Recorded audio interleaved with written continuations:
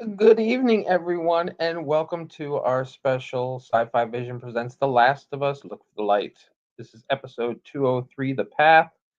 The lady shall be here shortly, and then we'll get talking. Um, can't wait to talk about tonight's episode because I really can't wait to see what our peoples in the chat feel about this episode. Because from my understanding, uh, big changes from the game. So it'll be interesting to see how those people feel. Um, my son is not a fan, so I can't wait to see what other people think. Um, yeah, just gonna sit here and twiddle my thumbs for a few minutes.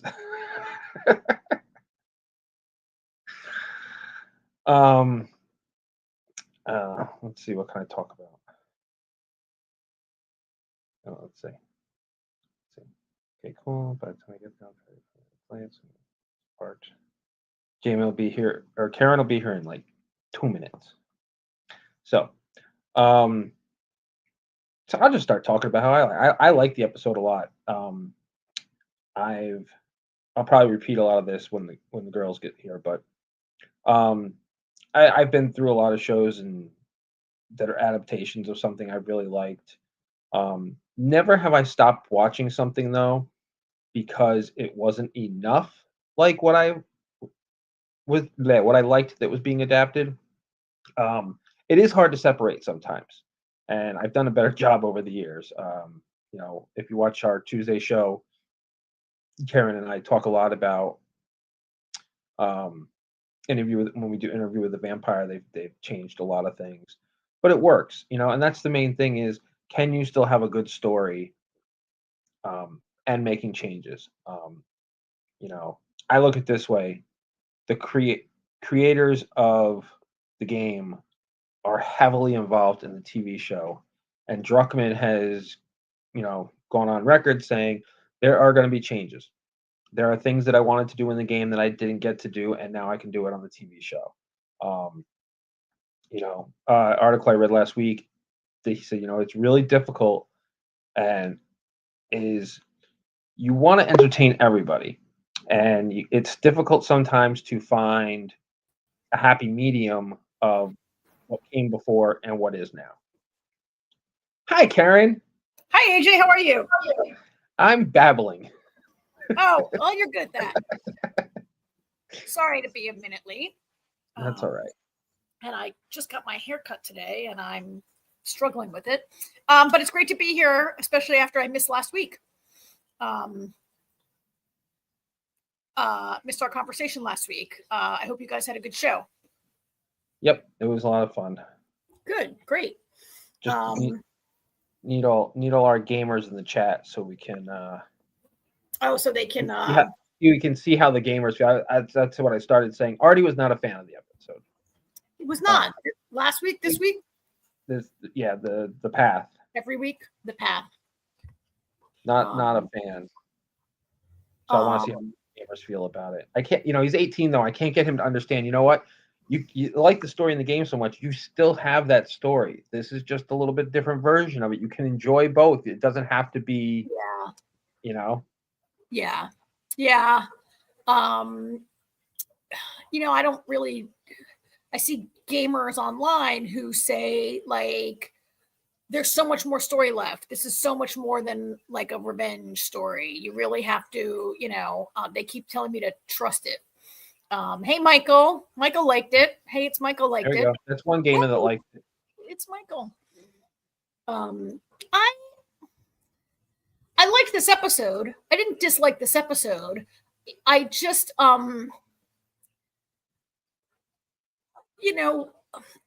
in season 1, the Ellie and Joel relationship was like the heart of the show and was so interesting. And if they're going to make this second game into 2 or maybe 3 seasons, like why the rush to put that relationship? Like if we could get a whole episode about Bill and Frank last year, like I feel like why couldn't we get a little more of what was working so well? But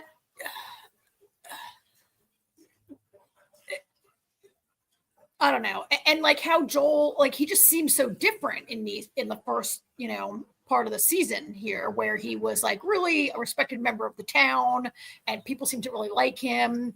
Dina says she loves him. And I don't know if we'll get a flashback to see how any of that happened, but I feel gypped out of not getting to see any of that. I do know we're getting a lot of flashbacks. And if you saw any of the trailers, there's a bunch of scenes with Joel that we haven't seen yet. Oh, I haven't watched any of the trailers. Okay. So, all right. So maybe what I'm missing and feeling gypped of, I will get to see in Ellie's flashbacks going forward. I had told you that Michael says, and in terms of Michael says, yeah, the story will go much further. I had before I texted you how. Are you getting feedback off my mic? No, you're good.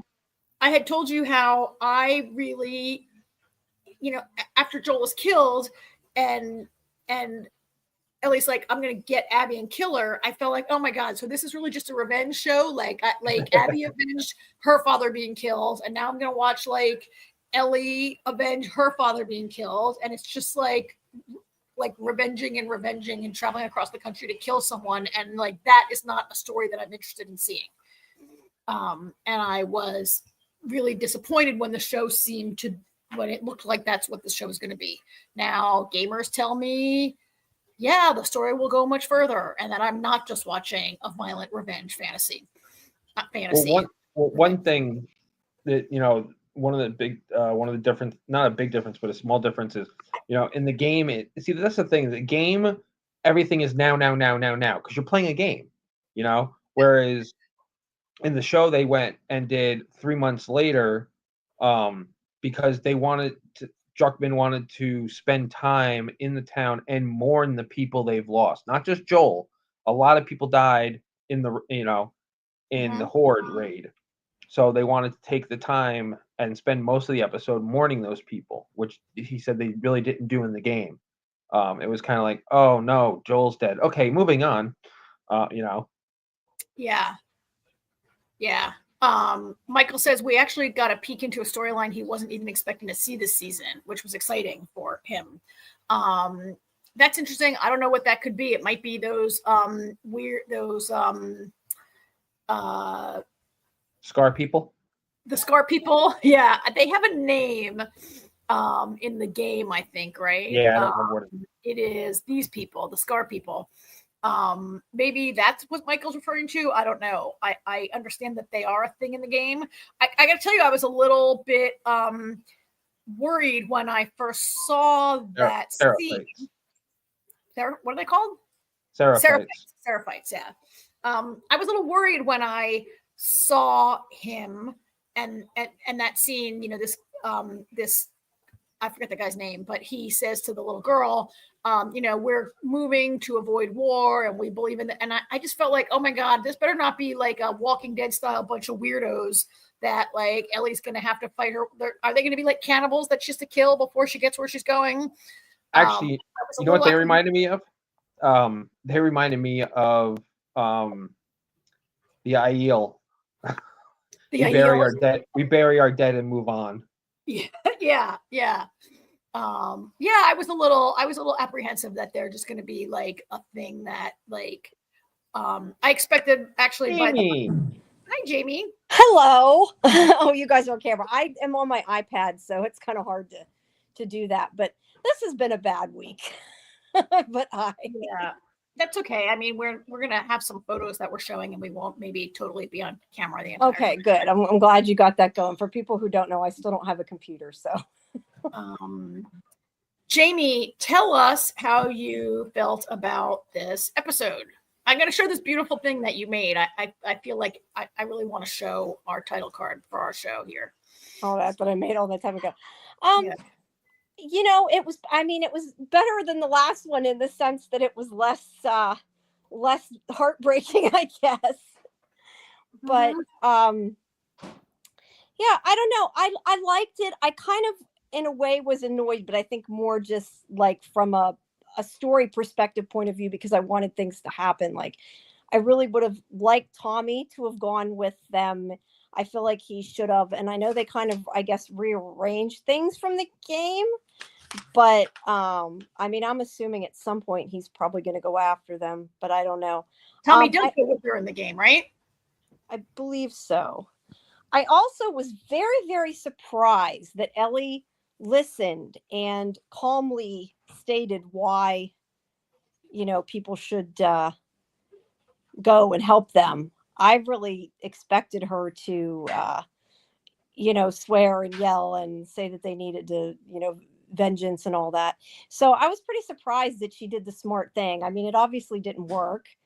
But, Instead, Seth did all that. It was, but I mean, it was never going to work. It wouldn't matter what she said because she did it the right way and it didn't work. So it wouldn't have made a difference, I don't think. I did also like, though, that he helped them at the end. I thought that was cute. I liked that they did that and how that worked out. Yeah. But in the game, I guess Tommy immediately sets out, doesn't ask anybody, just grabs his shit and goes towards where's the WLF, Washington? Yeah. I think. So yeah, Tommy just packs a bunch of shit and goes, and then Ellie and Dina go to Maria and they're like, "Hey, we want to go after Tommy," and she's like, "Yeah, go get him." Yeah, that makes sense. So that's the difference between what we saw and what we got. I feel like, obviously they've made some changes to Tommy, I think, which is what a lot, I know that's one thing Artie didn't like, because it's a little different in the game. Huh. Here in the show, Tommy's a family man and, and a big part of the town. So you can't just have him running off half cocked. I mean, they do have other people that could stay and protect the town, but I don't know. You know what I thought was funny? They kept talking about sending 16 people. I'm thinking, all right, how many people do they have? Is 16 really going to hurt them? Yeah. Actually, I thought, I guess I thought that was a very good argument. And I guess we'll maybe break that down a little bit more. But I thought 16 was a stupid number, and maybe, it was never explained to us why she wants 16, but it did seem excessive to me. 16 of those, we don't know how many of their strongest fighters were killed. Yeah, we don't know. I agree. I think that they could have, because I think AJ was saying the opposite, that they could have given up 16 people, weren't you? Yeah. Yeah. But I don't know that they needed 16 either. At the same time, they could have taken less and it still would have helped. Well, Michael makes a great point here too, if it would show it. There we go. Last episode they were just saying they don't have enough room for people. Oh yeah. I mean, again, we don't know how many they lost in the horde, but yeah, that town hall was still pretty damn full. Yeah. Well, the town hall is, and not everybody was there. The town hall is, pretty. It's in the dozens of people who were in the town hall, right? Meeting. Yeah. I don't know how you'd like to break this down. I know Jamie always likes to start at the beginning, which I thought. I don't have anything for this episode. All right. I mean, I don't have anything in front of me because I don't have a computer. So however you wanted to. I thought this scene at the beginning was really kind of well done. That was emotional, I think. Out of all of it, I think that was kind of a little hard. That and her screaming, I think, were the two. Oh, that were. When she wakes up screaming, yeah. Yeah, those were the two parts to me that were really sad. But other than that, it wasn't as, like I said, it wasn't as devastating as last time. Oops. I thought it was really it was just well done, where they have these people who are like cleaning the bodies and preparing the bodies, and that Tommy comes in and takes over, like cleaning his brother's body, right? And looks at the watch, and I just thought the scene was really well done. And Gabriel Luna is pretty good in this role. And I did, it was a nice beginning. I agree with what he's saying, though. I wanted to see him. Wait, who's he? You mean what the Michael's saying? Or you mean Sorry, Michael? no, what Michael's saying. I wanted to see Tommy's initial reaction. I would have liked to have seen. Yeah, I agree. I hadn't really thought about it, but yeah. Yeah, Tommy's really, so again, I don't play the game, but as you're saying, AJ, he's different in this show. He's a family man and whatever. I think he really throughout this episode, he's very thoughtful and about he's thoughtful about what it's going to mean, what it means to himself, what it's going to mean to Ellie, his responsibility towards Ellie, towards his own family, and towards the town, right? He's really he's kind of a good leader for the town, I think, in this scene. Yeah. And this I like the scene when him and Ellie were first talking, and Tommy's like, I'll back you up, but we need to do this the right way. We need to go to the council. And, but before that, when she's like, I can't believe you're just sitting here. And Tommy's basically, he's like, wait a minute. He's like, you're forgetting something. He was my brother, Yeah. like you seem to be forgetting that. He says, like, don't talk to me like I didn't know him. He was my brother. Yeah. And he makes like this really good point to Ellie. I don't know if you guys believe this. When he says to Ellie, look, yeah, Joel would have definitely dropped everything and come if I was in trouble. But if I was already dead, no, Joel would not like leave this town to like just avenge me. Did you believe him? Do you think he was? Is that the Joel? I think he believed it. Or he wanted Ellie to believe it. Yeah, I definitely don't believe it, but I don't believe it. You think he's just saying that so Ellie won't do something rash? I don't believe that I any more agree. than the fact that Ellie wants justice, not revenge. Oh yeah, she's in this scene. She says that. She said, "This is not about revenge. This is about justice." Right? Yeah, it was great speech. Total bullshit, but great speech. Mm-hmm. Oh yeah, you knew she was lying through her teeth, but so did the shrink. Yeah, which I thought was hilarious. I mean, in this speech, she's telling the town what she thinks she's kind of want to hear, what they want to hear, what they need to hear. It's actually pretty perceptive on her part, and I'm we haven't really seen that part of Ellie, right? Yeah. Whoops, sorry. Somebody's phone's ringing in the background. I don't know if you can hear that. Sorry. I'll mute myself. That she can do that. So I am done with what I was doing off screen.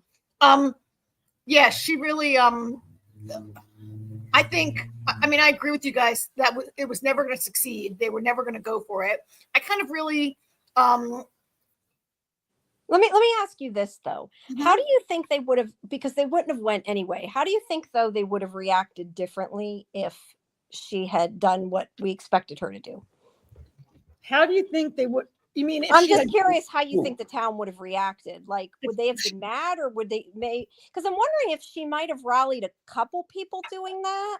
But I don't know. I don't know that it would have made a difference. I mean, it wouldn't have made much of a difference. But I'm just curious, like, if people would have been mad for her doing it, or if she would have got a couple people like Seth that would have been doing like, what? Yeah, let's go. Doing what? What do you mean? Being honest and saying we got to go get vengeance on Joel. I got you. Oh, I'm just kind of interested of what could have happened. I still don't think people would have gone with her. Like, I still don't think they would have agreed. But she might have got a couple people. I don't know. I think most people, whether they were on board or not, would have been like, "Oh, Ellie, that's terrible. We can't do that." I don't think there's many people like Seth who want to open their mouth and actually say what they feel. So I don't. Let me ask you. Sorry, people would have been. No, I was going to say my second question is, how do you think this would have went different if it was Tommy that died and not Joel? Because Tommy was more, I feel like, loved by the town. Joel was new. I don't think it would have mattered. You still don't think they would have sent them? They've been there for 5 years. Joel's not that new. That's true. I guess that's true. Yeah, I don't think you can say that Tommy is more loved than Joel. We didn't get to, so we don't know. Not by us. I feel like by the town he might have been. But Joel was starting to help out too, though. I think he was like a good guy doing stuff around the place. I don't think, Jamie, that he was starting to help out. I think he was fully a leader in this town, and he was directing like entire building. I don't think he was just I don't mean it that way. I meant like at the beginning he wasn't. But he was. Well, we didn't see by that. the 5 years. No, but when they first got there, he didn't want, or at least I got the impression when they first got there, considering he didn't want to stay, that I wouldn't have. But when he thought first he would got have there, been he was helpful. when he first got there, he was trying to take Ellie to see this doctor in Salt Lake. Yeah, that's true. I mean, we have no information about what happened when they returned home and arrived, or what's happened in the last 5 years. But I got the impression that he's a pretty respected and loved member of the community. He like, you know, nobody cared when he punched Seth in the face in the middle of the dance, right? Like, Joel is a guy that people kind of, I think, I got the impression that he was respected and loved. Dina says she loves him, right? Like, I don't know. I think so. I don't think if Tommy wanted to go, I mean, Maria would have cared more, right? But I don't know that it would be different. I think if Ellie had just snuck around and tried to convince a couple people on the side to go with her, she might have been a little bit better off. I think 16 people is a terrible idea. How are you going to sneak up on someone with 16 people, right? Like, there's no way 16 people can sneak up on Abby or sneak into, where are they, Seattle? Like, I think 16 is an excessive amount of people that would draw a lot of attention. It's not enough people to really be like an army. It's too many people to be stealthy. That's a good point. Yeah. And it seemed to me a bad but then idea. again, they didn't know they had tanks in an army either. I think in the case of what we found out there is going to be waiting for them, they need more than 16 people. So maybe you didn't think that, but this is what I want to know. So, Doc, why did you hate the last 2 episodes? This is the conversation I've been waiting for. Or do you just hate it because they killed Joel? Because I get that. I totally get that. Or do you hate it because they changed quite a bit from the game? Yeah. Curious. That's what I'm curious. Yeah. I mean, otherwise, I think that this. The other thing I was going to mention we didn't talk about. Sorry, as I was going to say, because I was looking at a recap. I found a recap I was looking at.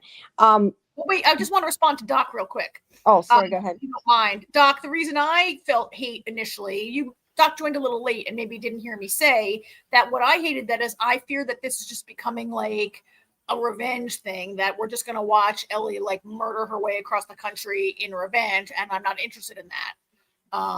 So I'm sorry, Jamie, but now Doc is, the execution of killing Joel, the execution. Oh, the way, the execution. It's a little, well, I know it's different than in the game. In the game, I'm assuming the last episode that was boring, he means the first episode setup. The last episode before Joel was killed, I assume he means. But maybe not. I don't know. I mean, this episode we're discussing was, kind of a boring setup episode. And like Michael had commented earlier, I'm looking for Michael's comment up here, which is similar, which says, I think it's a transitional episode. And those are always kind of boring, right? Yeah, it was just kind of setting up. Well, part of the reason it was the way it was, like I said earlier, because I read an interview with Druckmann, is that he wanted to have more of a mourning period episode because they really didn't have that in the game. Yeah. I don't know. I didn't find this one boring. I found the first episode kind of boring, but this one it didn't really bother me in the same way. I find Andor boring. This has been fine. Maybe that means I shouldn't bother. No, it's just the first episode of Andor bored me. No. What was I going to say? You were talking about mourning. I was going to say I did like that they had Ellie go to his grave site. I did appreciate that. Michael thinks Joel's death is pretty accurate to the game. There is that difference that it's Tommy who's there, not Dina. I did read about that. Doc feels like Joel's end wasn't done in a way that will hold a TV audience. It followed the game close enough, and those who enjoyed the second game, which had lower ratings than the first, seemed to be liking the show. I was going to say there's have character space there.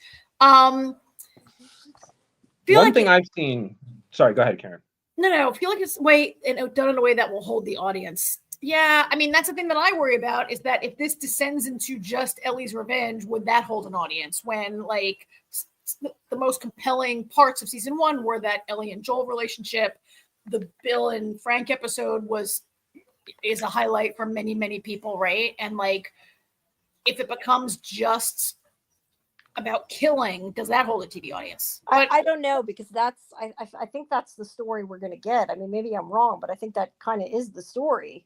At least I assume so from everything I've read. Since I haven't seen it, it's hard to, or haven't played the rest of the game. But the big thing I've seen from non-gamers online is a lot of them seem to be our type of people, and they've watched Game of Thrones, and a lot of people likened it to Ned dying in Game of Thrones. You know, where you think somebody's the star, and oh, guess what? They're not. Yeah, and Ned's death propels like years of war and death and destruction and dragons, and everything is all set in motion by Ned's death. You're right. And so Joel's death is that particular thing. Doc says, so I feel like the show is going in a direction meant to please gamers, but will cause many non-gamers to give up. I think it's the opposite. From what I've seen, it's mostly gamers that are pissed off because of this last episode. Really? I know 2 people who gave it up, non-gamers, who when Joel was dead, they were out. Like, they didn't know that this was coming. Like, I knew that Joel dies, and I didn't expect him to die. See, I kind of thought everybody knew that. Like, we've kind of hedged around it and been careful not to spoil it in case they didn't. But I kind of figured most people did know that. But I guess that's not accurate, because not everybody reads stuff, you know?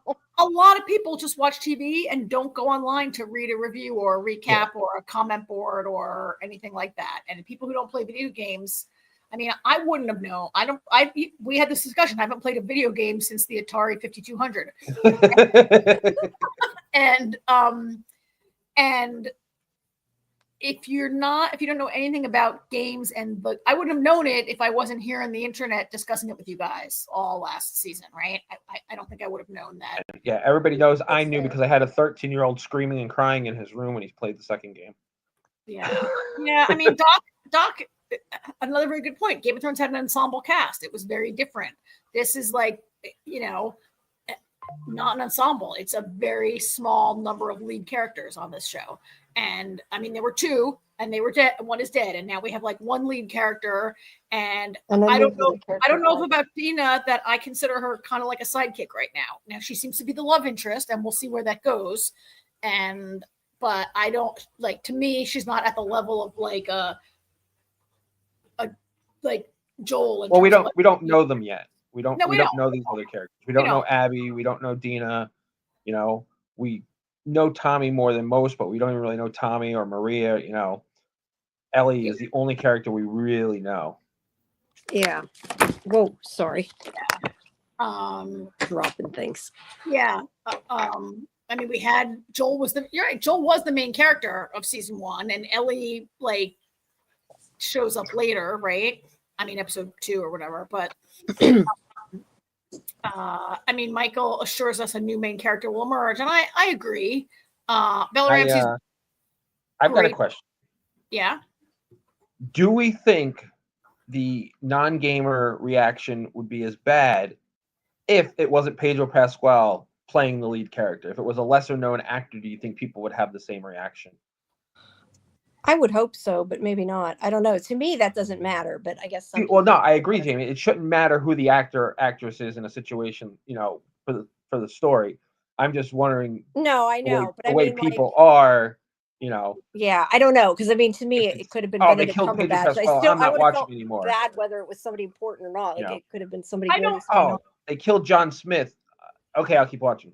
I guess I said that backwards, but yeah. I don't think so. I think that that relationship was so well written, and as long as it was a good character who could elicit the same feelings, I mean, for me, Pedro Pascal, like, I mean, I know who he is and whatever, but I don't really know what he's been in besides The Mandalorian. I just don't watch shows that he's in. Or everything. What is he in? Recently, he's in everything. What? You guys are saying everything. You can't name Gladiator. He was in Game of Thrones. Game of Thrones. He was in Game of Thrones. Been in a lot of things recently. Game of Thrones. Yeah. I don't know. He's in advertisements for a lot of movies. He's going to be in Fantastic Four. He's kind of big right now.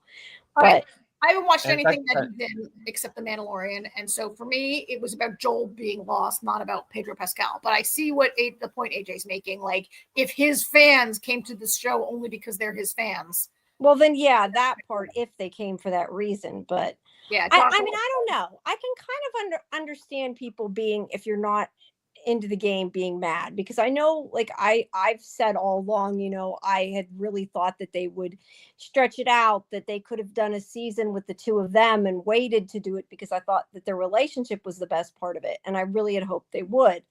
And it really disappoints me that they didn't.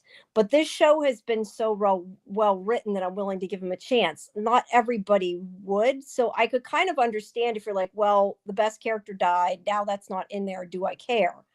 I guess it would depend how much of a fan you were of the show. Maybe if you were a more casual viewer, I could definitely see somebody being like, nope, I'm done. So, I mean, like, if we watched X-Files, like, okay, like, Mulder was gone, right? I mean, that's how it was. Amy But, would have like, been if done. they killed Mulder, would I have quit watching it? Yes. Knowing me, I don't know. I would say I was such a huge fan, You know maybe what? I wouldn't have, I'm but gonna I say, might have. So I don't know. I think it just yeah, but really you would watched all those depend. seasons. You watched all those seasons with Robert Patrick. Yeah, and, but he wasn't dead. There's a difference between killing. Yeah, but he also wasn't there. No, you're right. He wasn't there. But I feel like people would get more mad if they're killed than if they're not there. Right. Any show You know- that killed Jason Isaacs, Jamie would stop watching. Keep watching it. I think there's a. Go ahead, HA. I was just gonna say, I think it depends on the type of viewer you are. You know, somebody like us who, you know, especially me and not saying that Jamie doesn't like a good story, but Karen and I really, for years now, it's always been about the character And a development. lot of times I like the mystery or whatever. Yeah. Yeah, that's true. And we really like the character development and everything. So for me, Joel dying isn't a big thing because there's more to the story. You know, that's actually, I feel like that's you know, for me, killing somebody you don't think is going to die is a good plot point for me because you don't see it coming and They it's don't have outside plot it's armor. outside the Yeah. norm. One of the things we loved about Lost, nobody was safe. You never knew who was going to die from 1 minute to the next. Yeah, you know? no, that is true. I just think that it's hard because people liked him so much. And I feel like that proves, like, when a character dies and people get that upset, I think it proves that they did their job. Like, Yes. if you didn't care, you wouldn't be pissed. You know what I mean? Like, if you're watching a show that you barely watch and you're just too casual of a viewer, I think you wouldn't care either way. So I don't know. I think the question that this episode is beginning to answer is, can Ellie carry this show by herself? Now, remembering that earlier in our chat, Gamer Michael assured us that a second main character is going to emerge, and maybe it's Dina. I don't know, maybe it's not. And I don't mean to say, can Bella Ramsey carry this show? Because she's a fine actress and she can carry it. I mean, can Ellie, the character, like, hold people? I mean, she also is a very well-written character, and her development, you know, had been very interesting over the first season. And her actions in this episode, I mean, speak to her immaturity and her rashness, but also, like, maybe she's 19, maybe there is maturity. I see a glimmer of it in this character coming, right? But can she keep the Joel people around? We'll see how they write her, I guess, right? Yeah, I don't know. I do worry, though, kind of like you said, if the whole show is just about revenge and not about some of that, I guess, like the struggle of the morality, and it's all just like killing people and making it senseless, they might lose people. But I don't know that it is. I'm just saying I hope it's not. And if it is about kind of, you know, what would you do, and sort of more of the, I don't know, more of delving into the why and all that, and not just like totally just revenge, then I think it'll do better. If that makes any sense. I mean, what I just said. we all agree that Ellie's lying and that she's headed for revenge right now. Oh, totally. Who knows where that revenge ends up? You know, I mean, it's gonna take her a minute to get there. Along the way, her thoughts could change. Dina could change her mind depending on, you know, Dina. I know Dina. You know, she loved Joel too. I don't know that Dina is in on the whole revenge aspect of things necessarily. I really, you know, she might be. I don't know. But them talking along the way could change the way they both see things. And especially I also feel like once they get there and they see the army that the WLF have, their thought process might change too. Like, oh crap. Yeah. And that was my other question. And I think we sort of, I honestly don't remember exactly what was said, but I think we sort of talked about this during the chat. So Michael Meyer already told me what he thought. I can't remember, but so sorry about that. My week's been so bad. But I'm kind of curious, like, I thought that the whole thing with Abby, like she made a point of saying that, that she learned that there's certain things you don't do and she has this code. So I'm kind of curious if this is a different group or if the group changed or if she does not feel like that, because I don't understand the whole fact that like they massacred all those people and killed a kid. And We don't know that we don't supposed know to that they did. code. We don't know who did that. Well, I assumed it was the army. I mean, they're definitely It's implying that, but speculation. yeah, maybe We don't. not. That's a good point. speculation, because the one person that was bringing up the rear that sounded the alarm, he doesn't give any indication who's coming. The dad says to the kid, she's like, "Are they monsters?" And he said, they're wolves," which gives the indication that it was WLF, but we don't know. So I feel like to make that assumption before knowing, we really can't. We don't know, and we don't know who knows. Maybe they attacked the wolves first. I mean, they seem like peaceful people who just want to be left alone. But I we don't wonder know. if maybe like the group that Abby was talking about was more like a Firefly code, and then after they joined the wolves, maybe it changed or something like that. That's Again, why I'm saying like I'm kind of curious. We'll have to wait and see. I wouldn't go making assumptions. Yeah. Also, in the closed captioning for this scene, he says they're wolves, and I'm pretty sure it was a lowercase w wool, not a capital, which maybe just means they're not giving anything away, right? But you're right. Or he says could be the captions people didn't know. Yeah. He says they're wolves. You're right. He says they're wolves, but we don't really know what that means. Right. And we don't know, like, that Abby's group is the same group of people, right? Like,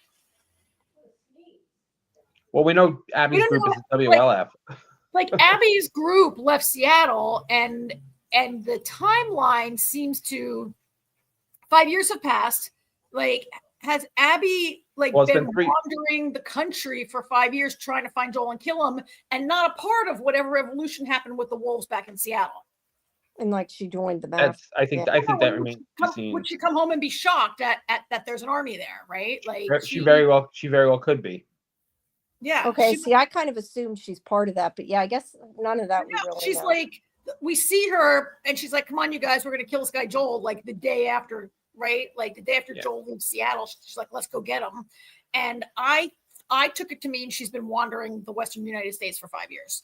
Now, I don't know. Maybe she goes back to Seattle every now and then to resupply or whatever. But I think it's possible that she was not affiliated with how this evolved in Seattle. Although, except for one thing, there's one thing that is making me say maybe I'm wrong and doubt myself, and that is the fact that this guy was with them, right, when they killed Joel, who's now in the Watchtower.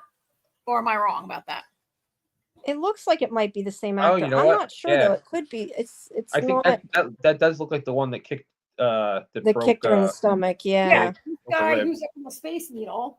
Yeah, it's been 3 months or whatever too. So yeah, it definitely could be. It does look like him. I don't know because I don't know the actor. I didn't catch. If it is, I didn't catch that. No, I didn't either. Or maybe I mean the men really the women dominated that scene, so maybe I just didn't take that much notice of the men. All men look alike to me, maybe. Yeah, I don't know. I'd have to look at the cast list. I was going to say something and now I lost track of what it was. That's all right.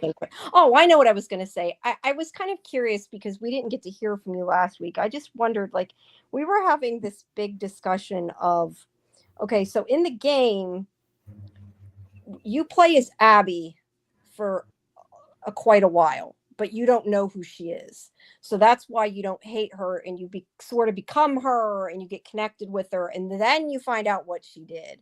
So like people maybe got mad, but they felt empathy for her because they had played her for a while.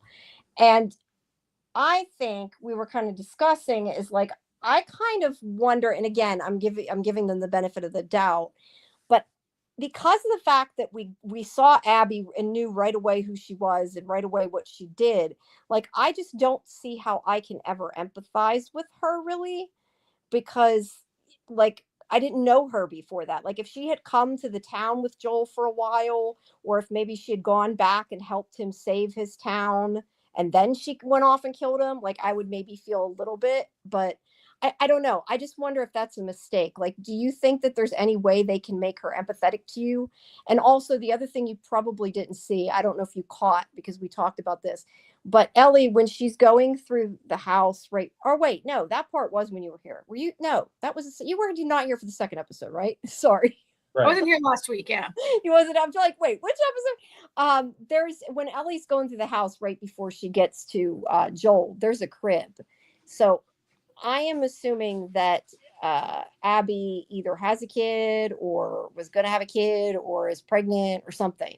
What house? So, that house that lodge they were holed up in? Yes, it was like a couple frames. The house was the lodge was being remodeled, and there was a crib with like a little. What lodge was being remodeled? Here's my question. Couldn't that crib just have been left there from pre? Yeah.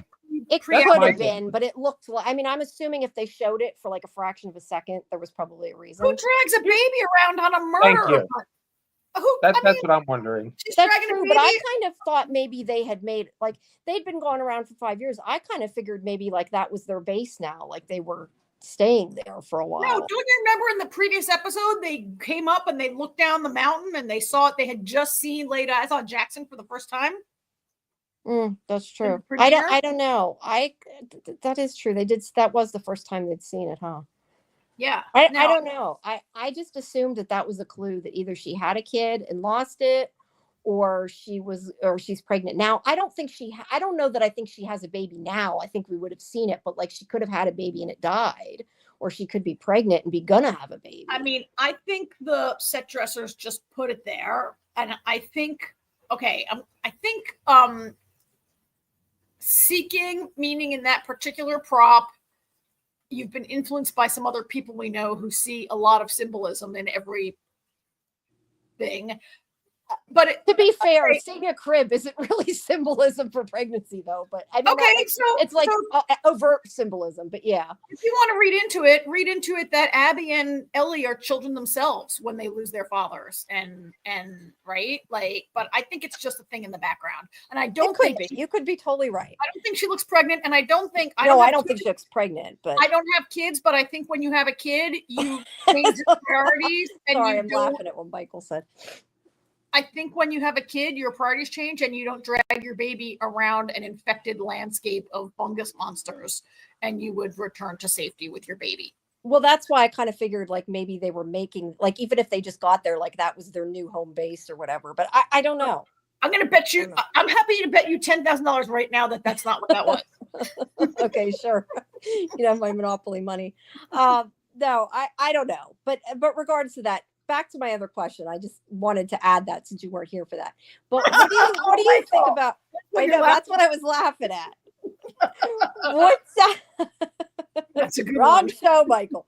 What do you think about Abby though? Do you think that there's anything that they could do that would make you empathetic? That's why I just thought maybe like they would be like, oh, you know, you want to feel bad for her because of whatever. That was kind of my reasoning for that. But yeah, I think her dream where she talks to herself and her other self says, don't go in that room. You don't want to see that. I think that might have been about developing some empathy for her and her own experience. Like we're all very enraged at what she put Ellie through, having to see her father be killed. But like, we didn't see the part where Abby walks in that operating room and her father's shot dead. And the nurses are like, oh my God, this crazy man just came in and shot him and didn't even give him a chance. Now, to be fair, the doctor did refuse and he came at Joel with a scalpel, right? Yeah. The doctor refused to let Ellie go and he was armed with a scalpel. But you know, same thing.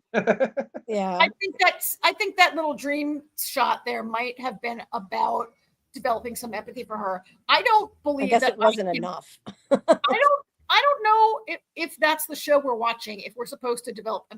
I got what you're saying about in the game you felt a little empathy for her because you played as her. That's my understanding. Since I didn't get to that part, I don't know. But that's what I I've don't heard people know say. that I think this show needs a villain, and she's it. And like, I don't like, this is not that show where these two become friends and fight against the wolves, right? Like, that's not the show we're watching.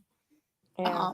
I don't think. Yeah. And no, I hope that would be even, I think, a worse story because that's not what that would be completely changed. Yeah, I can't see that happening at all. Yeah. And I kind of think what Abby did was kind of worse than what Joel. I mean, Joel shot Abby's father, Mr. Abby, to save Ellie. Abby stated purpose 5 years ago. Her goal of her entire life is to torture him slowly to death. She's far more vicious, right? Like Joel, like she's very vicious and mean, and wants to like cause pain to him. And then she purposely, like, she could have said, "Take Ellie out of here. I don't want her to have to see her father be killed." That was what I said. I thought that was worse. Yeah, like she did the same thing to Ellie that happened to her, basically. Yeah, on purpose. Like, she looks at her and does it purposely for, like, Ellie's begging for his life. She could have said, "Take him." So I think Abby is a worse person than Joel. And people say that Joel is kind of a bad guy and he's more of like not a good guy in the game, right? Yeah. Whoa, 10 comments just came in. That's because every time I comment, it goes like 6 of them from all 6 things. So yeah, I'm at least responding to people trying to. Since I can't do much else on my screen, since I'm on my iPad, I can at least look at the chat. So yeah, let's talk about this. So Muncher says the real villains are the writers or the executives that allow them to stray from the source material. Mm-hmm. So my question to Muncher is, why can't you enjoy both mediums? Well, I don't know. Well, I think he's just, or he or she, I can't remember if it's, I can't remember, I apologize. But no, I think meaning they're saying that it's the fault of the writers they were killed, I guess. At least that's how I took it. Like, well, no, chose to kill them. You're saying they're deviating from the plot of the source. I guess that's true. Yeah, like allowing Joel to stay alive would be deviating from the plot. Yeah, they could have done that. I agree with that. Not having Tommy go to Seattle is deviating from the plot. Yeah. So my question is so you're saying they do deviate from the plot? So which exactly? It sounds to me like Muncher doesn't like the fact that they're changing so much. The show did not deviate from the source. Oh wait. Okay. So Muncher, I read it wrong. They're saying they chose not to deviate. They chose to kill Joel, even though they could have said, "We're going to not kill Joel instead." I guess is what. Yes. Saying. Or as I stated a little bit earlier, Muncher, before you got here, like if this second game is going to be 2 or 3 seasons, could they let Joel live a little bit longer? Could we get a little bit more development in the town and see this relationship a little bit more? Like, did they have to kill him off so quickly and immediately in season 2? Although AJ reassures me that the trailer shows there are flashbacks coming, right? But yeah, sorry, Muncher, I misread the way that was written. Yeah, I mean, this is, AJ mentioned Game of Thrones earlier. I feel like a lot of places where they did deviate, when they deviated from the source material, is when they really went wrong. In a lot of cases. That's true. That's the other problem. If they didn't kill him, you would have had people. I've said this. I was saying this before you guys got here tonight. It varies. I mean, sometimes it works and sometimes it doesn't. It depends on who's, what their thought process is. Like perfect example. I used this earlier in the show. The interview with a vampire. Okay. They made some significant changes to the show, but it works. On the flip side, we have Mayfair Witches, which, while it deviates from the source material, it was just bad. It just wasn't good. Karen, who has never read the books, hated it as much as I did. Yeah. And we a lot of times try to remove ourselves from what we know to try and enjoy the new medium, because Walking Dead, it was great until somebody became showrunner. I mean, Michael says, as much as I love Joel, I just don't think seeing him being complacent and Ellie learning guitar would be entertaining. I agree with you, Michael. I agree too. I agree too. But but I would like to see how they became how Ellie and Joel, who are becoming so close to the end of season 1, are so distant at the beginning of season 2. Now, we think we know why. We think we might get a flashback, and I think you have to kill Joel. Look, this is like Doctor Who, fixed moment in time that can't be changed. You can't do Game of Thrones and not kill Ned, right? You can't do. I just had another one in mind of another show that you can't not kill this. Can't do The Walking Dead and not kill Glenn the right way. Yeah, then you lose. Right. Yeah. Can't not kill Glenn. You can't do. You can't do Interview with the Vampire and not kill Claudia, right? Because that drives so much of what all the other characters do in all these scenarios. You have to kill Joel. I guess I'm questioning, did you have to kill Joel right now? Yeah. When you're playing to story. No, I agree. I think that if they had stretched it too far, they would have had more people complaining because they would have had the game fans complaining.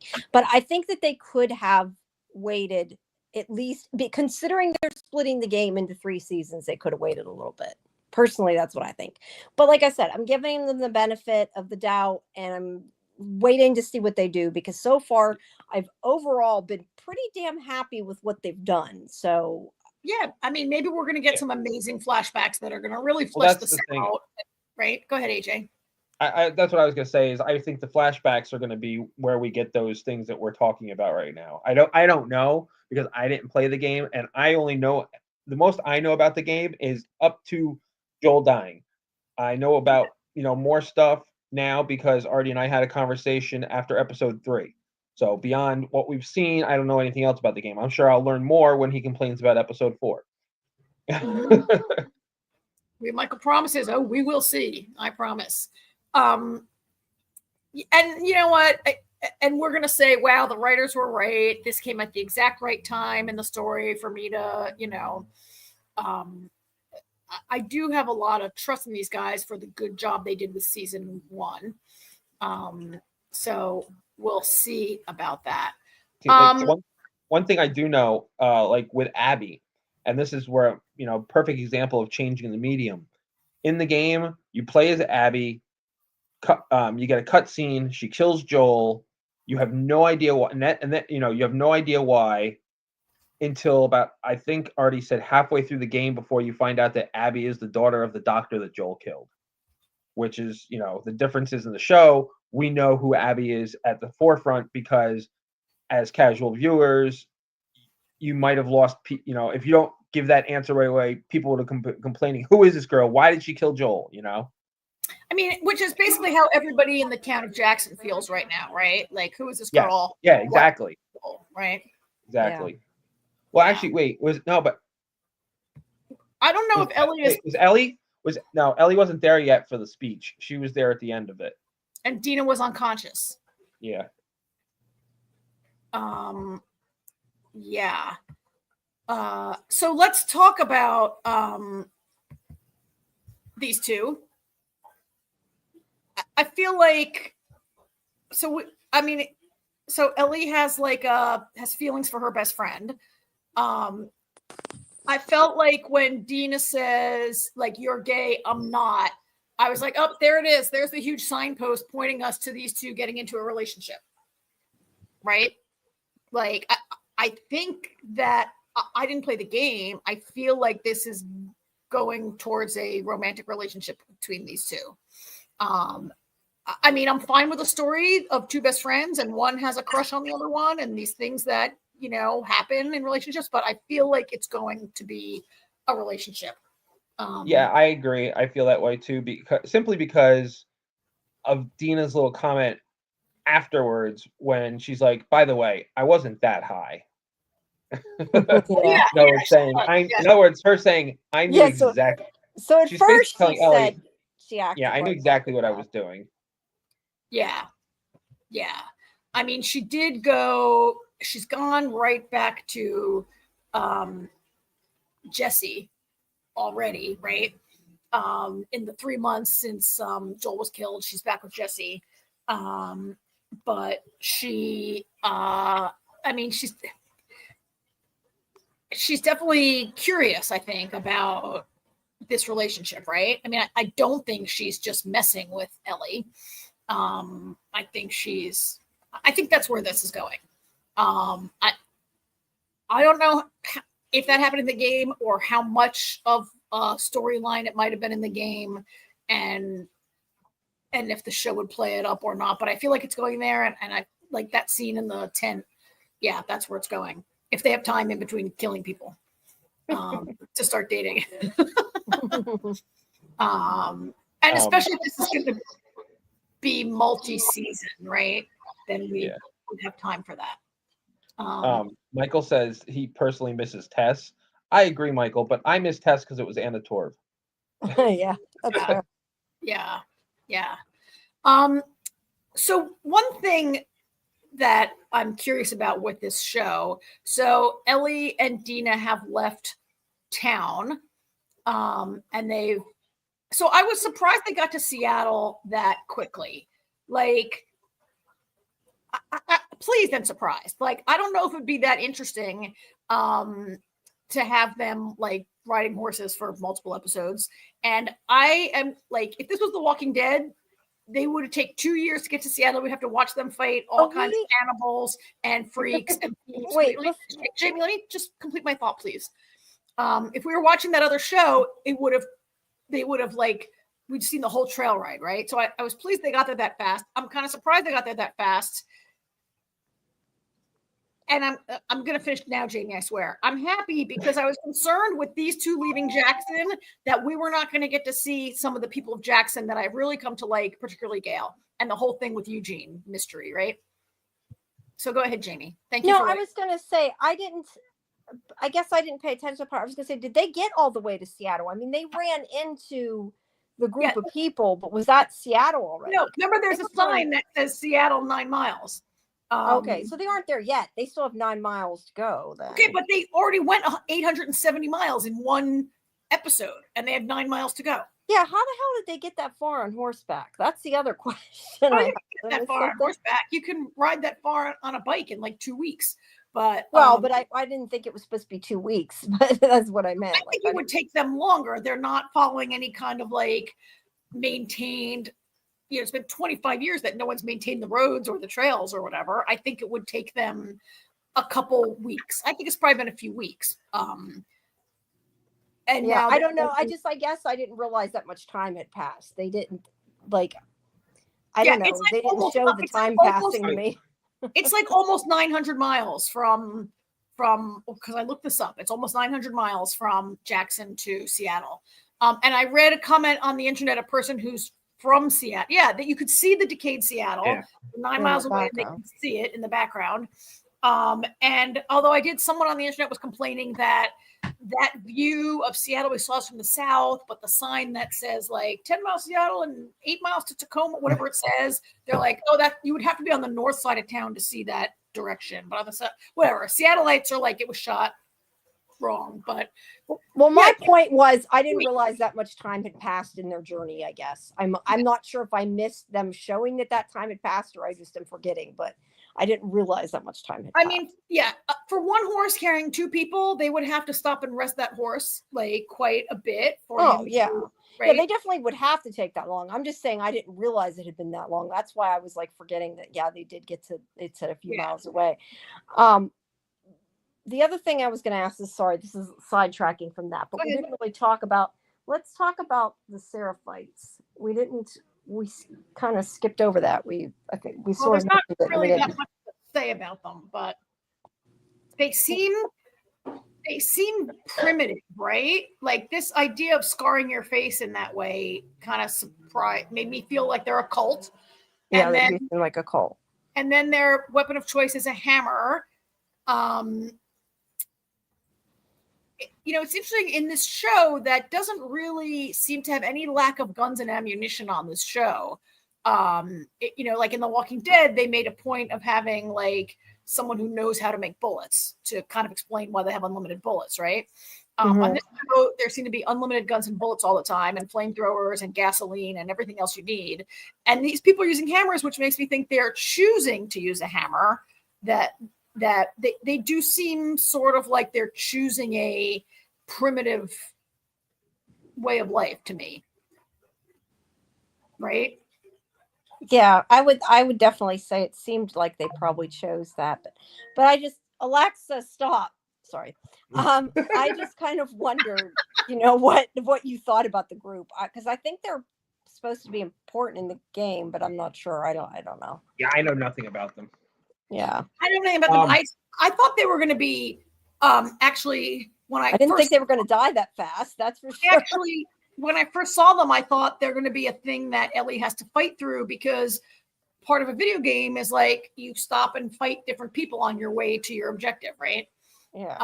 And I thought they were going to be an opponent for Ellie, and now we see these people are killed or slaughtered. But there might be more of them, right? They might not be the entirety of their culture. Yeah, that's fair. So- But yeah, because I was surprised they died. I don't know. I didn't expect that. I guess. Not that it mattered necessarily. I just I thought they were. I agree with you. I kind of thought they were going to be an adversary or some kind of thing they had to overcome or get around or something. I didn't expect them to suddenly be gone. I think there are more of them around, and either they will Probably an ally or an obstacle for Ellie and Tina, right? Yeah. So I was curious. So I Google mapped. If you're walking from Jackson to Seattle, it takes 13 days. By bicycle, on horseback wouldn't do that. So by bicycle, it takes 3 days. So I would put it more in line with the bike. So it's probably been 3 or 4 days. It hasn't really, Okay. been that long. But they're not going to show there's a reason that Jack Bauer used to get from one side of Los Angeles to the other in like 5 minutes. Because the real amount of time is boring. Yes. Yeah. No, I agree. Yeah, I mean, these people it's almost a little weird they were in this episode, because they get less than 5 minutes and they're killed, and like I'm sure we'll see them again, because otherwise there was truly no point. We're definitely going to see them again, right? But like to have them introduced here, I mean, he calls them wolves. I guess it maybe, is there to provide that first warning to Ellie that the wolves are more well, I mean, she doesn't know that wolves did it, right? But or who did it. She knows as much as we do. I feel like Ellie, when she made this plan, she never considered the dangers that she could encounter on the road, which is crazy, because she and Joel did encounter. Actually, in season 1, they didn't encounter many dangerous humans. Like, there's all this talk of raiders, but we haven't ever seen raiders really on the show, except, right?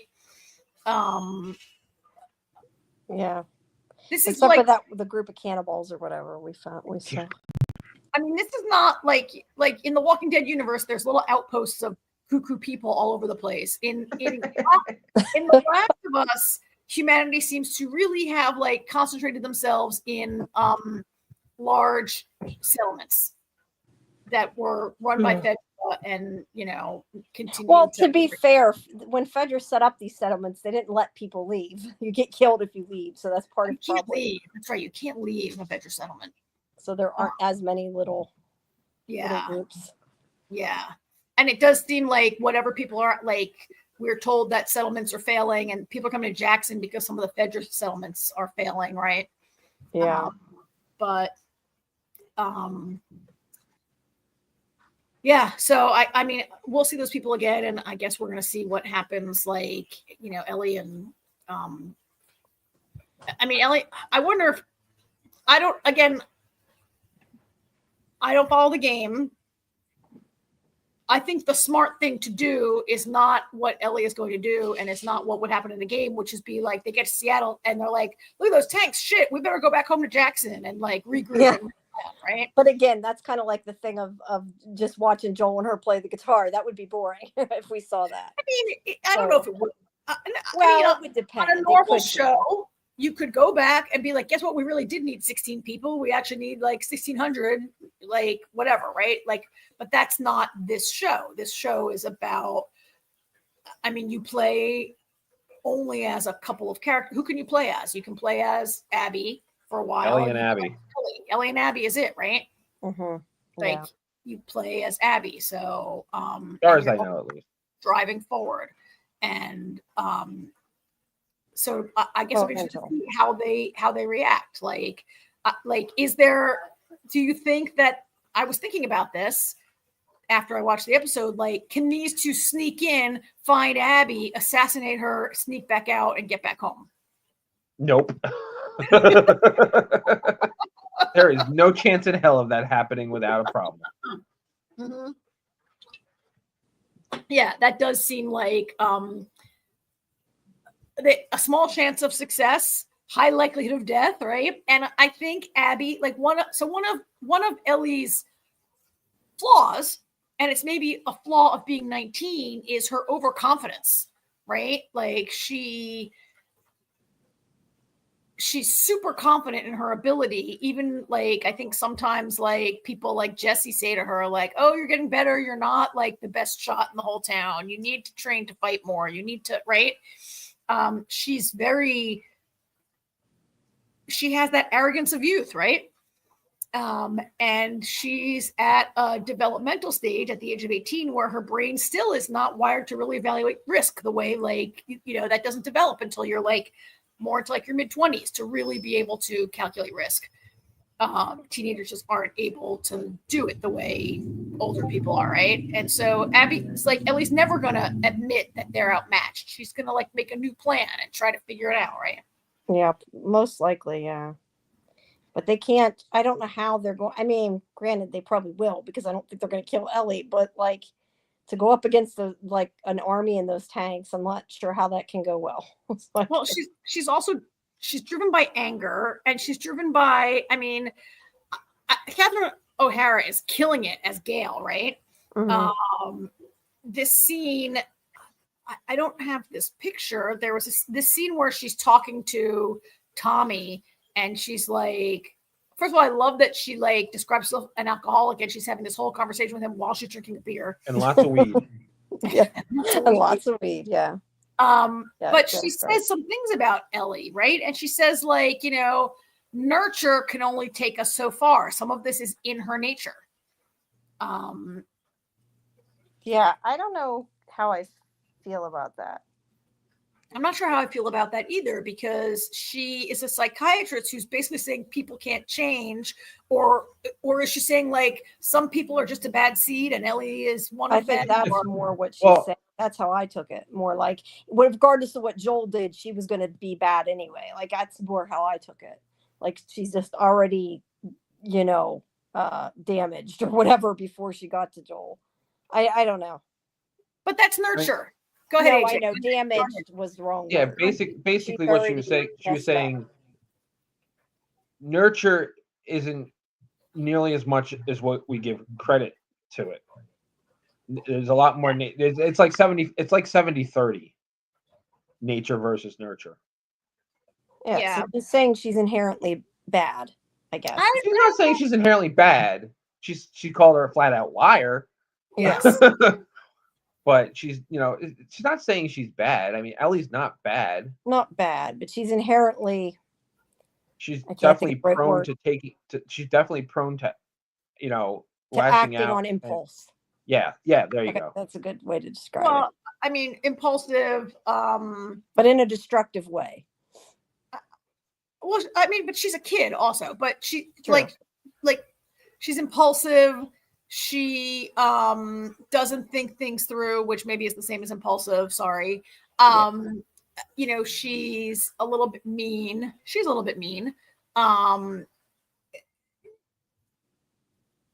I don't know. I mean, it's also a teenage mindset. Like you said, Karen, it's going to change. The thing is, we've all changed as we get older. The thing is, I think no matter what, there's a big part of it that is showing kind of this cycle of cause and effect in this cycle of violence, because obviously, Abby did what she did because of what Joel did.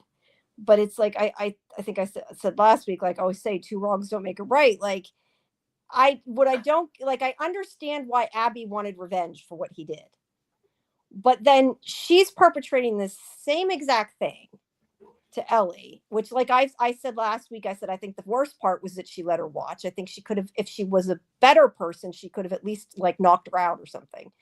But she did the same thing, if not worse, to Ellie. And it's like now Ellie is going to go after and kill her and murder people. And it's showing that, I guess, or at least I think the point is going to be just that, like, this, It's an somebody, endless because cycle. we think of when we watched, oh, what the hell? Why do I want to call it the wrong show? Wheel of Time.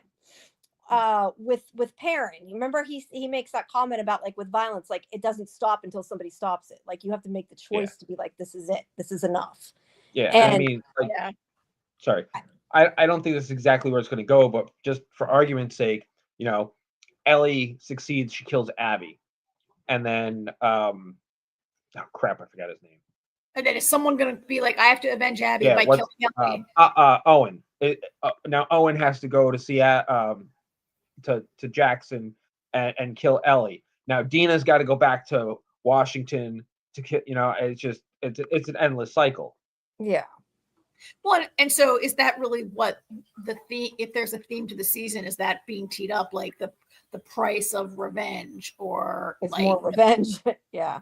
Yeah, or and like what will the cost to Abby be for having done, you know, can she live with what she's done? What is Ellie going to do? And can Ellie live with, I mean, I think the thing that Ellie really can't live with maybe is the fact that she wouldn't forgive Joel and now he's dead. Right. Which I still think they implied she had forgiven him. And I hope we get some kind of flashback with that. Well, it's funny because that morning, the last thing we see is when she when she goes home that night after the New Year's party, and Joel's on the porch, and she just blasts right past him, goes into the garage, you know, so we never see anything.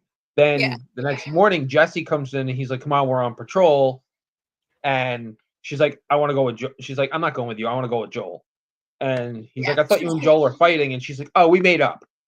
Yeah, and we discussed. That's why we had discussed, like, was there another conversation they had, or was she talking about the fight they had at New Year's Eve, or did she make, like you said, did she completely make it up? It's not super clear what she means, and I hope they show it. I thought it was a lie, and that she maybe intended to try to patch things up a bit with Joel by riding with him that morning. I don't know if Joel, I mean, I think Ellie is maybe too emotionally stunted to actually say the words, "Joel, I'd like to apologize for being a little bitch for the last, like, however many months," right?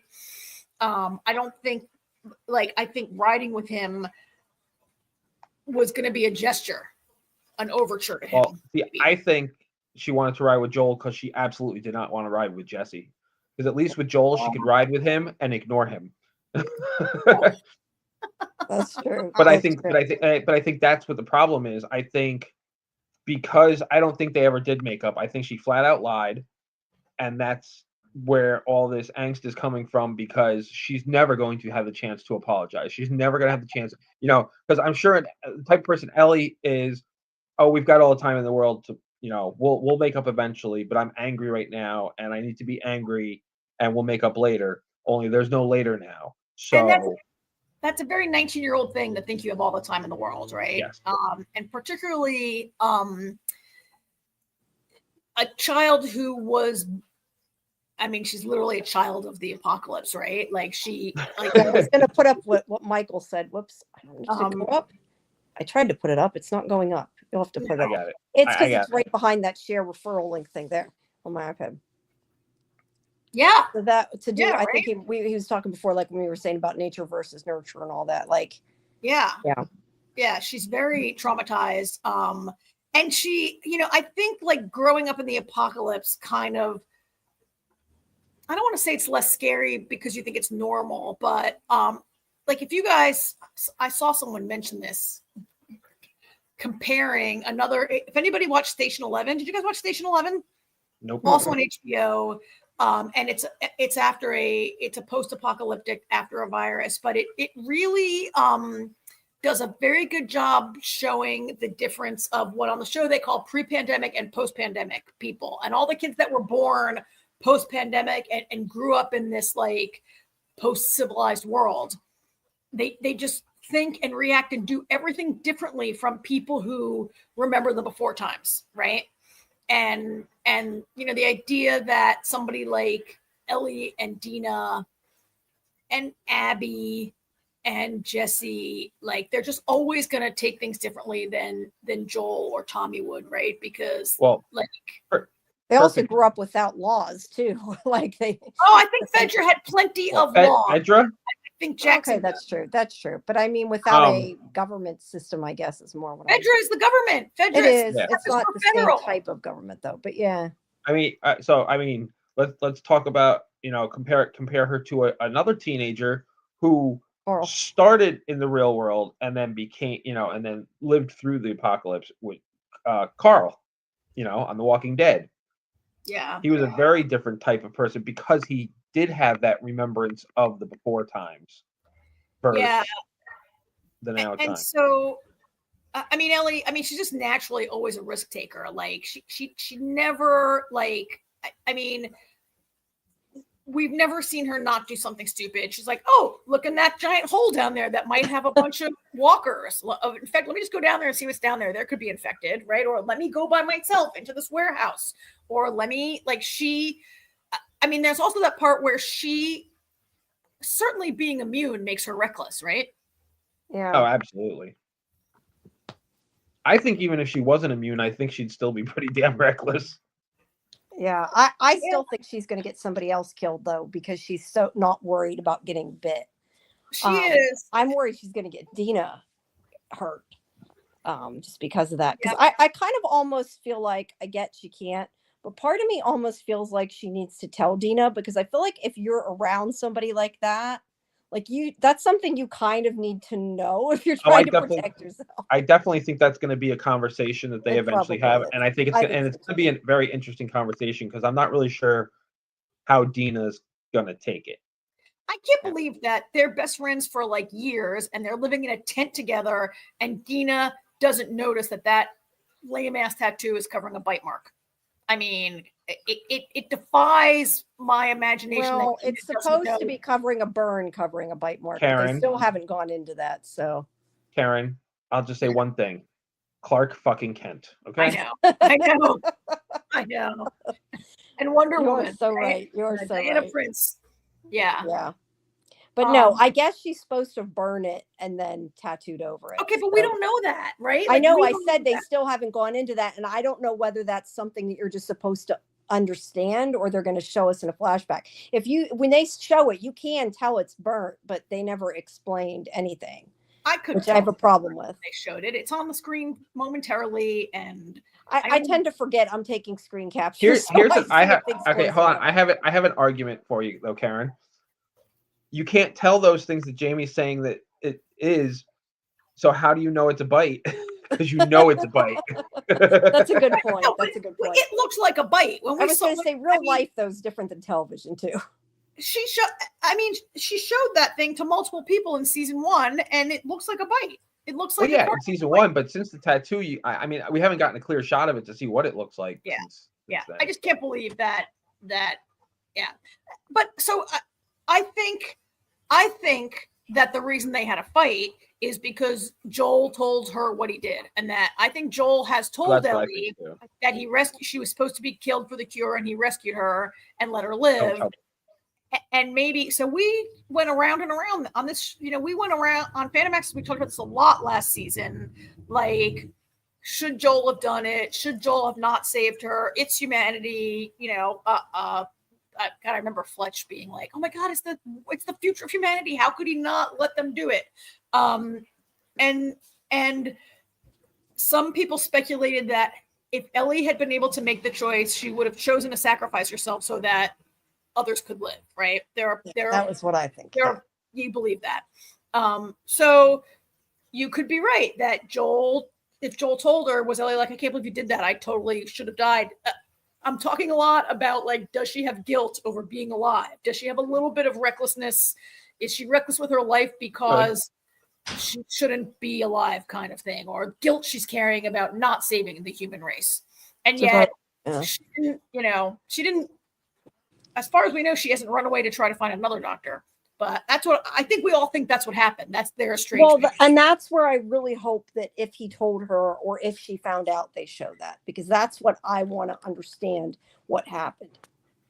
Oh, that would be a One way or another. blockbuster moment, right? If Whoa, whoa! What just happened? I lost all my volume. Hold on. Sorry. that would be a blockbuster. Jamie, you have multiple. Hey, you got too much. What the heck? I'm gonna. What do you mean I got too much? Your volume is up so high that I'm gonna edit your mic. Okay, see if you can. All I did was plugged it into the charger. I don't know why it affected the volume of my. I don't know why it affected the volume. StreamYard's weird because Hello. Now we lost her. Can you hear me? You can't hear me? Oh, no, you're good. I'm good now. We're still echoing back. Try now. How's that? Now I can hear myself coming through your. Speak now, Jamie. No, Jamie wasn't the problem. We are. Now, if I reduce and her, we're good now. We're good now. 85. We can't hear her. Oh, did she turn hers down so that we can't hear her? It shouldn't affect it. I'm turning volume up and down. I don't know why it's affecting my mic. Unplug the charger. Okay, let me try it. How's that? Yes. No, okay. Well, still doing it. Huh? Oh, it's still doing it. I don't know that the only thing I did was touch the volume on my iPad. It shouldn't affect my mic. Well, every time we speak, we hear ourselves. Let me try turning it down a little bit. Is that better? I don't know. We talk. I'm muting you. I'm going to mute her while we talk. And Jamie, you unmute yourself when you want to speak. Okay. How about or Jamie? Why don't you go out and come back in or restart your tablet? Maybe. Just unmute yourself. I can try that. All right. And I'll press the right thing. Okay. Yeah. Anyway, so we were circling around the reasons why the estrangement is there and how that might be driving Ellie's recklessness and her need to, like, I mean, of course you want to avenge your father, but her deep need to avenge that is maybe partly driven by guilt, right? Is that better? I don't know. Let's see. Yeah, I think so. All I seriously did was plug the charger in. I don't know why I fucked it up. I'm sorry. I'm like, okay. I'm almost dead. I got to charge it. You know, though, I swear they changed StreamYard since I was here the other day because, unless I'm just nuts, I swear that end stream was at the bottom, and that's why I pushed it accidentally. I don't know. No, it wasn't. It was always where it is now. Well, it's different on the iPad, though. It is different on the iPad than it is on the computer. At any rate, I think we may have thoroughly discussed everything in this show. And I'm a little upset though. Fletch didn't come tonight. I really wanted to see his views on things. Yeah, I'm not sure where Fletcher is. To be fair, I didn't advertise it early since I was not here. I did once we started. He's been here every week. He should know. He doesn't need advertising. Yes, he should know. Well, hopefully he'll catch it on the replay. Yeah. No, they don't. Their lives are listening to us babble. Okay. Well, I wasn't here last week because my life is not talking to you people. I don't know. I have to mute the chat sometimes because otherwise I just hear the TARDIS going off for like an hour. Yeah. So I did not see a promo for next week. I never. I don't think HBO show. I don't know who HBO shows them. I don't know. I don't wait. They usually do, but I don't wait the other 10 minutes. No, they did because Jeffrey Wright was in it. They did have a preview. I didn't see it. But it was. I think it was some of the stuff that's been in the season trailer, though. I don't think I didn't watch the trailer, and I didn't see a promo. I only know Jeffrey Wright is coming because of news reports that Jeffrey Wright joined the cast. And somebody correct me if I'm wrong, but doesn't Jeffrey Wright do the voice in the game too for the character he's playing? Don't know. I'm waiting to see what Michael says. I think you may be right, AJ. I feel like I remember Artie telling me that. That's interesting. I feel like maybe I read that he, I'm excited. I love Jeffrey Wright. I've loved him in like almost every show he's been in, right? And did you ever watch the one where he's the author? Did you ever end up watching that? That was really good. The one where he's the author. Oh no, American Fiction. Yeah, I haven't seen that. Yeah, it was really good. So, all right, did we cover? Are there any comments outstanding that we wanted to come back to? I think we got through everything. Okay. The only thing I want to just mention is we are supposed to have a Towards Zero show tonight at 11, but I'm not sure because of my computer if Scarlett still wants to do it. I haven't heard back from her. I'm waiting. So if you are interested in the show, please, check out the Discord because any notifications will be in there if we're doing it or not. I hate to say I'm not sure. I thought we were doing it, but since I haven't heard back from her, I don't want to guarantee it. But everything is screwed up because I have no computer. I can't do watch parties. I'm going to try to set it up on my laptop and hoping, but I don't know that my video card will sustain it, but we will see. So if everything goes to plan, we will stream or have a watch party rather for The Last of Us on when it drops at 9:00 on Sunday. If I have a And computer. I just checked, and Jeffrey Wright does do the voice for the character he's playing in the show. Yeah, Michael thought Oh, so. that's Also. cool. Yeah. Yeah, I just wanted him to double checked it. That's cool. Great. But please join us for our normal Tuesday show is at 10 p.m. where we're doing Doctor Who and Surreal Estate and Andor. All these times are Eastern, of course. And then normally on Thursday, we have our second show. Like I said, I'm not sure what's going on with that. And then starting this Monday, we have Lori and I are doing our Dead City show. I'm not sure, Karen, if you want to join us or not. We were kind of discussing it, but we're going to be doing Walking Dead, Dead City, and then pretty soon Scarlett and I are also going to do Murderbot and Librarians. So all those shows will have live streams for it. But hopefully, I will be having a watch party on Sunday. That kind of depends if I can get my computer, if I can get the laptop, get it together, because I pretty much have to buy a whole new computer. I discovered it seems like it is my processor, and a new processor will not work on the motherboard I have. So I have to get a processor and a motherboard, RAM, and I'm going to have to charge it all because I don't know how the hell I'm going to do that. But I'll figure something out. All right, guys. But thanks for if you listened, and please make sure you. I swear I posted that. It didn't go through. Putting the link. Oh, there it did. It did. Sorry, it didn't update it. Now it went through a second time. Sorry about that. But there you go. The link for Discord. Make sure you join for all our updates. And right. Yeah, hopefully soon we will have pictures on the show and everything else, because this was kind of it's nice. This was having fine. Screen This capture. is fine. It works. Yeah, it Thanks works. everybody. Yeah. It works. All right. All right. Thanks, you guys. All right. Have a good night. Good night, everyone. Good Bye. night. Bye. Bye. Bye.